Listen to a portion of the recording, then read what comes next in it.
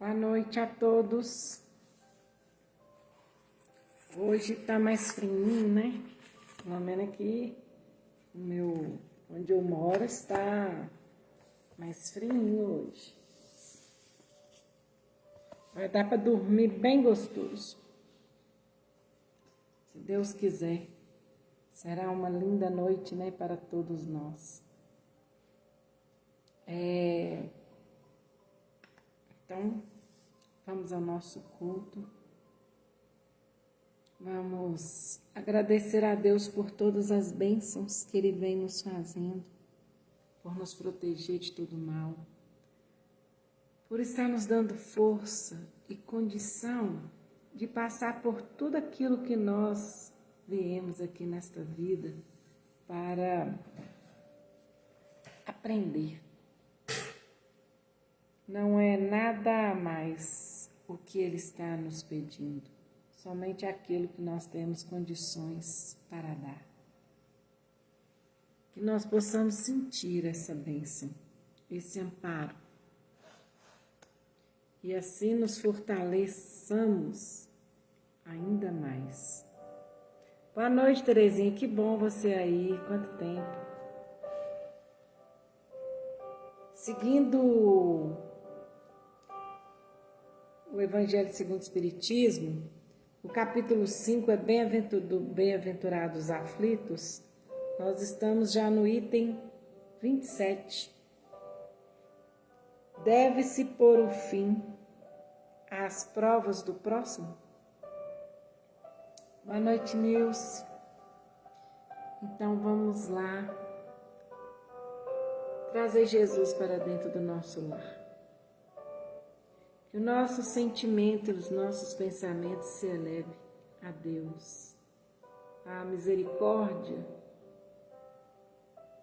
auxiliando ainda mais todos esses profissionais que estão na linha de frente, que agora que já tem 1 ano que eles estão ali, lutando bravamente pela vida de todos. Nós rogamos a vós, Senhor, que os fortaleçam ainda mais, os protejam ainda mais, para que junto contigo, Jesus, eles possam fazer tudo aquilo que precisa ser feito, com amor e carinho, atendendo a cada um. E que todos que estão nos hospitais, que estão em casa de quarentena, se tratando, nosso Senhor Jesus Cristo, nós rogamos a tua misericórdia, para que todos possam receber esse lenitivo nesse momento e que as bênçãos possam ser claramente sentidas nesse momento em que nós enviamos com o nosso pensamento. Oh, meu Jesus, nos abençoe, nos fortalece para que possamos estar junto contigo incessantemente, diante de tudo que possa nos acontecer, que nós bravamente possamos vencer. Louvado seja nosso Senhor Jesus Cristo. Então, o item, Ninha, muito bom.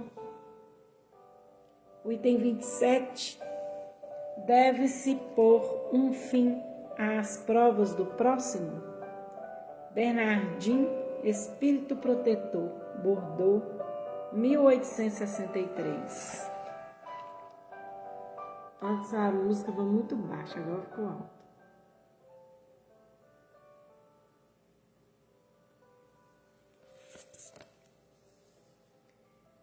Deve-se pôr um fim às provas do próximo, ou é preciso, por respeito às vontades de Deus, deixá-la seguir seu curso? O que nós pensamos quanto a isso?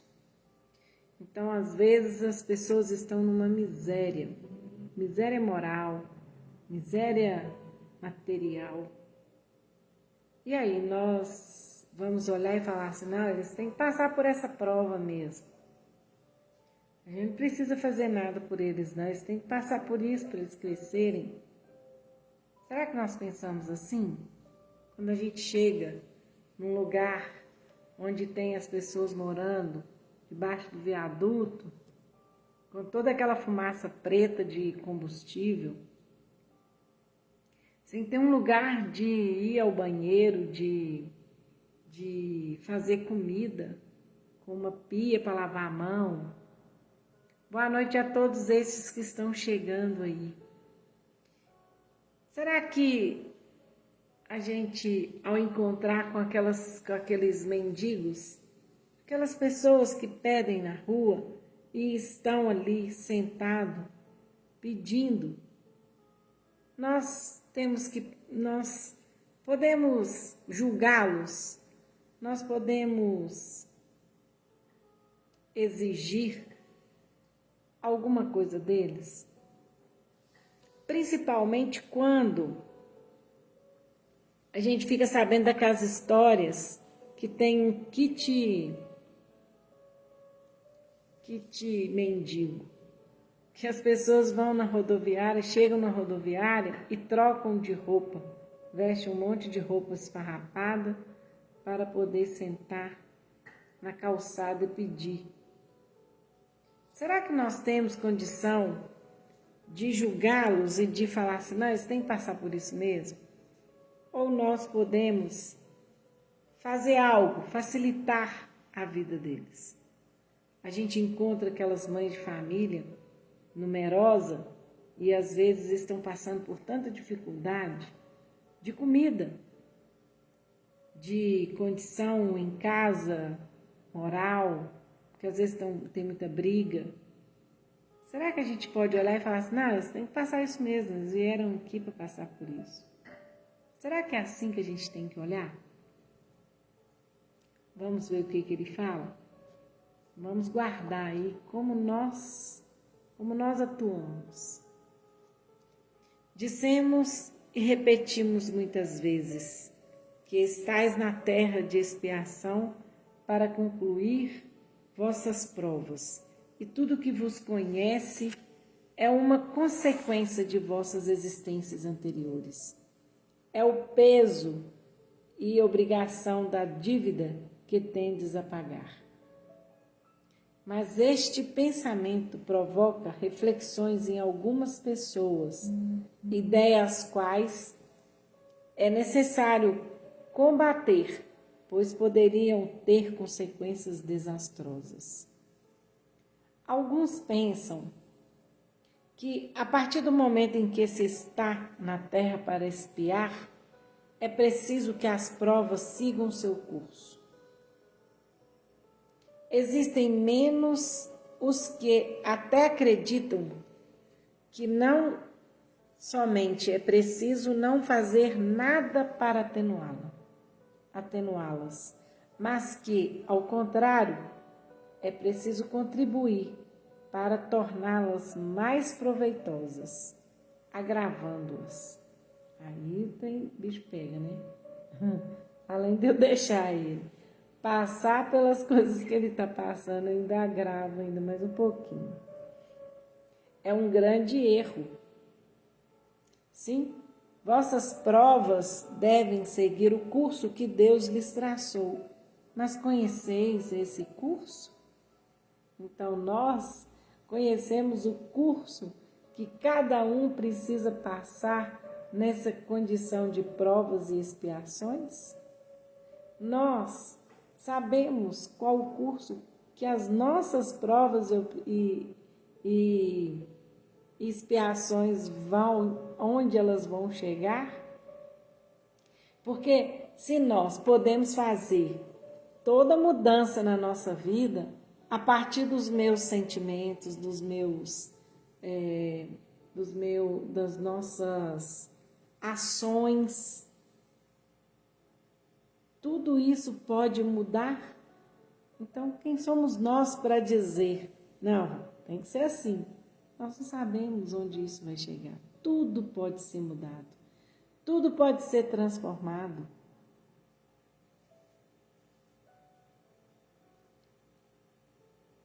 é um grande erro, né? Sabeis até que ponto deve ir, ou se o vosso Pai misericordioso não disse ao sofrimento deste ou daquele de vossos irmãos: não irás mais além? Sabeis se a providência não vos escolheu, não como um instrumento de suplício para agravar os sofrimentos do culpado, mas como um alívio. Vou até marcar essa palavra, ó.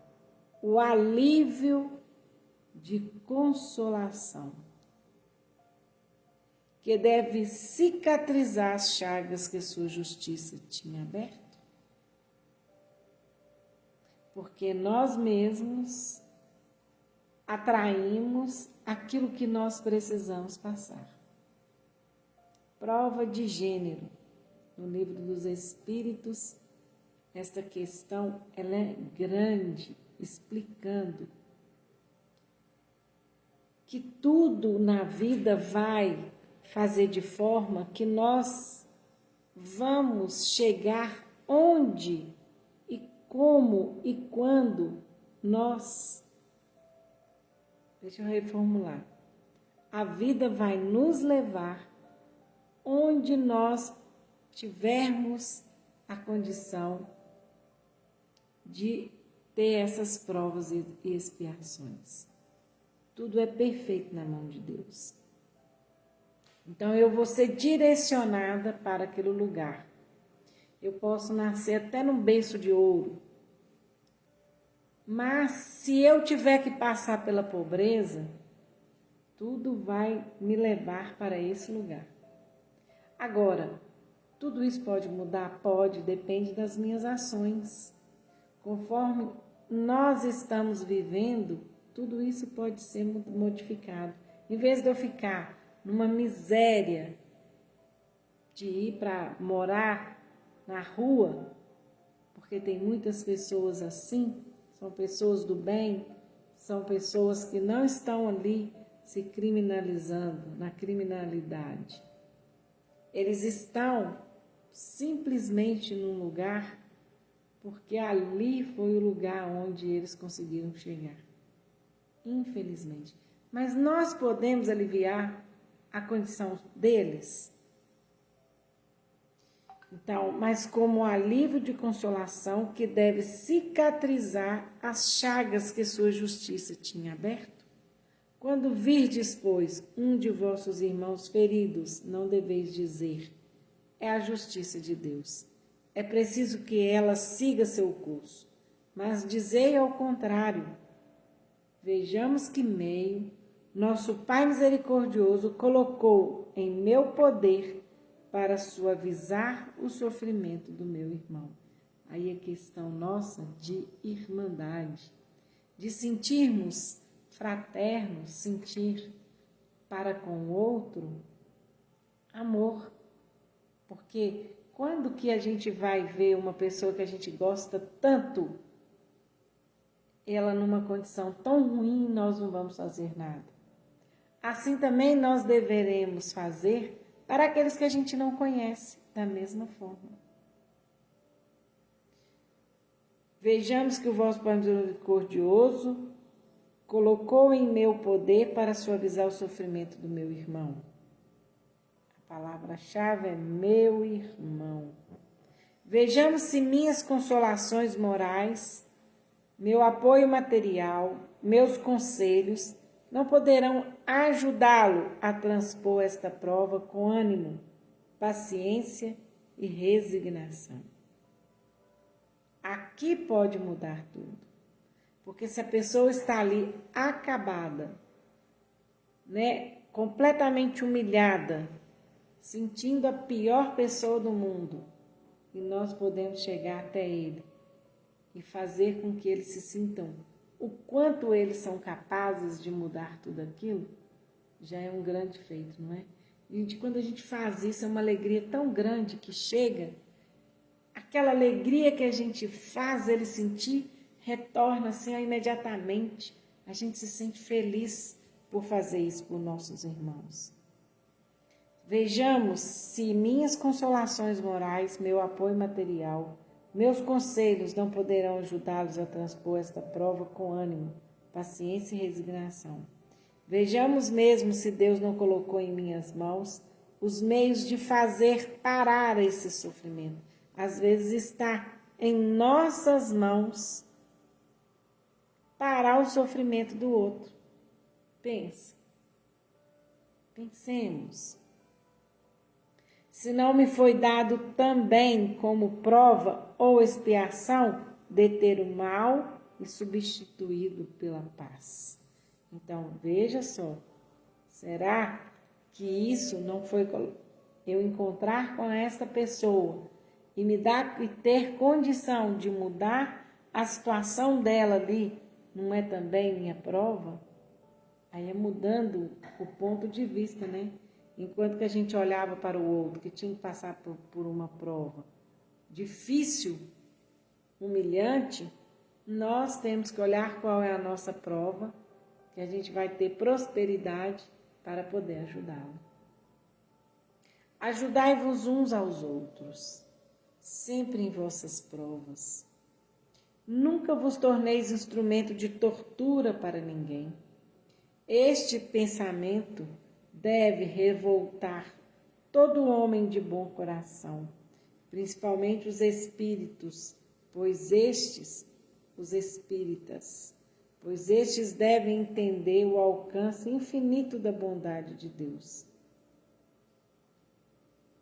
O espírita deve pensar que toda a sua vida tem de ser um ato de amor e de dedicação, e que qualquer coisa que faça não contrariará, não causará embaraços. As decisões do Senhor não alterará o curso da justiça divina.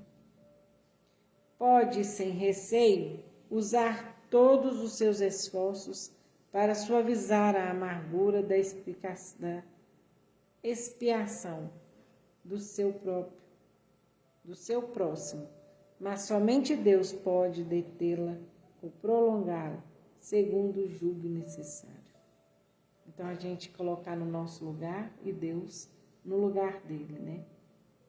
Não haveria um extremo orgulho por parte do homem ao se acreditar no direito de remexer. Por assim dizer, a lâmina na ferida. Vou ler de novo. Não haveria um extremo orgulho por parte do homem ao se acreditar no direito de remexer, por assim dizer, a lâmina na ferida? De aumentar a dose de amargura no peito daqueles que sofrem, sob o pretexto de que isso é sua expiação? Olhai-vos sempre como um instrumento escolhido para fazê-lo parar. Resumamos desse modo: estáis todos na terra para expiar, mas todos, sem exceção, deveis empregar todos os vossos esforços para suavizar a expiação de vossos irmãos, segundo a lei de amor e de caridade. Então, se nós podemos ser um alívio, por que não fazê-lo, né? E isso, quem ganha mais somos nós, porque nós estamos fazendo para o outro aquilo que nós gostaríamos que fizesse para nós. Imagina a gente numa situação dessa, de doença, de dor, de não ter o teto para morar. São várias condições. E nós podemos suavizar, pensa, suavizar a vida do outro. Quero rogar a Deus, pedir para que todos possam orar não só para a pandemia que está bem desafiadora nesse momento, mas para todos aqueles que estão em casa, que estão doentes, estão em tratamentos quimioterápicos, que estão em tratamento ou não mental, por causa das síndromes dos espectros autistas, onde essas crianças, essas pessoas estão tendo muitas dificuldades às vezes. Não vou falar todas, mas uma grande parte está passando por uma situação bem desafiadora. E está nas nossas mãos, em oração, enviar para eles essa condição deles se sentirem mais em paz. Porque se eles sentirem em paz, tudo passa melhor. O problema é que na cabeça deles essa pandemia não acaba e eles querem ficar livres dela depressa. E isso vai só piorando o estado. Porque outro dia eu estava lendo uma notinha de uma, que eu nem guardei o nome dela, porque eu fiquei tão assim, insatisfeita com o que ela escreveu, que eu falei, não quero nem guardar o nome dessa pessoa. Ela falando, eu até entendi o que ela quis dizer. Ela falando das pessoas que não ficam em casa. Que fala, aliás, não é das pessoas que não ficam em casa. Ela falando sobre a volta da escola. E falando de crianças, que tem pessoas falando que as crianças ficam melhores quando estão indo à escola, que a escola está fazendo falta. Eu entendi que ela estava assim, querendo proteger essas crianças de irem para a escola. Eu entendi. Só que da forma como ela colocou assim como se fosse a verdade absoluta. E não é desta forma. As crianças, principalmente essas, que têm que está dentro desses espectro autista, então são todas as síndromes hoje, está dentro do espectro autista. Então são várias. Eles tinham antes essa socialização que acalmava eles.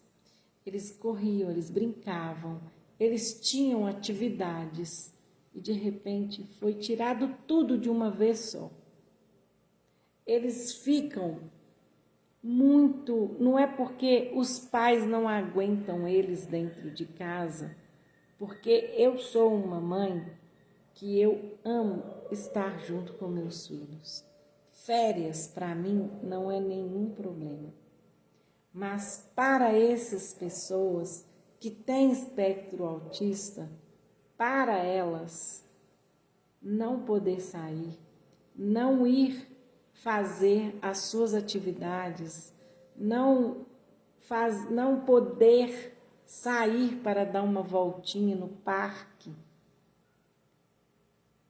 que seja um lugar que não tenha muita gente, porque não precisa ter muita gente, eles nem aguentam ficar perto de muita gente. Mas isso está sendo muito doloroso para eles, o sofrimento deles fica muito grande.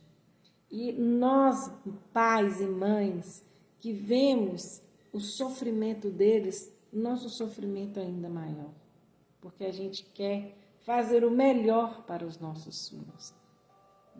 A gente quer o melhor. E ali vem muita agitação, né, Terezinha? Você, professora há tantos anos, né, na escola, você sabe bem disso.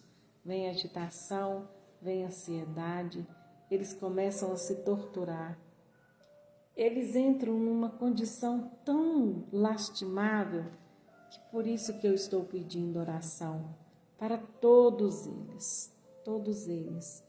Que Deus possa nesse momento, que Jesus possa nesse momento colocar a mão na mente dessas pessoas e que o remédio seja salutar, seja aquele calmante gostoso que você toma e o mundo pode estar de cabeça para baixo, que você está tranquilo, confiante. É assim que eles precisam ficar, se sentirem acolhidos, apoiados. Então não tem como a gente falar para todos, Não tem como a gente falar, a escola agora vai ser ruim. Não, às vezes para alguns a escola vai ser bom, vai ser muito bom. Mas eu concordo que os professores e todos aqueles que trabalham nas escolas precisam também dessa vacina. Assim como os idosos, os médicos, aliás, todos da área médica, né? Eles também precisam serem vacinados. Tem muita gente que está sofrendo muito, sentindo dores no corpo físico, dores mentais, aflições, insegurança. Quero pedir por todos estes, Senhor, que possa acalmá-los e tirar todas essas dores, seja de que forma for. Jesus Cristo, o Senhor que está em nossa casa, coloque a mão em nós, onde nós mais precisamos. Eu não quero nem dizer onde, porque o Senhor sabe mais do que eu qual o melhor lugar que eu preciso que o Senhor coloque a sua mão. Que nós possamos ser pessoas que aliviam a dor do outro, que transforma a dor do outro em alegria, em força, coragem e confiança. Onde nós possamos levar a palavra de ânimo, de coragem, de fé. Muito obrigada, Jesus. Muito obrigada por estarmos juntos nesse momento, por estar fazendo parte das nossas casas, neste momento. Muito obrigada. Muito obrigada, Deus, por tudo. Muito obrigada. Louvado seja o nosso Senhor Jesus Cristo. Que todos possam ter bom dia, boa noite, bons sonhos, bom sono, uma linda noite. E que todos aqueles casais que estão aí brigando, que estão passando por momentos tão desafiadores, que possa acalmar, né? Tudo possa se acalmar. Obrigada, gente. Beijo no coração. Com Deus.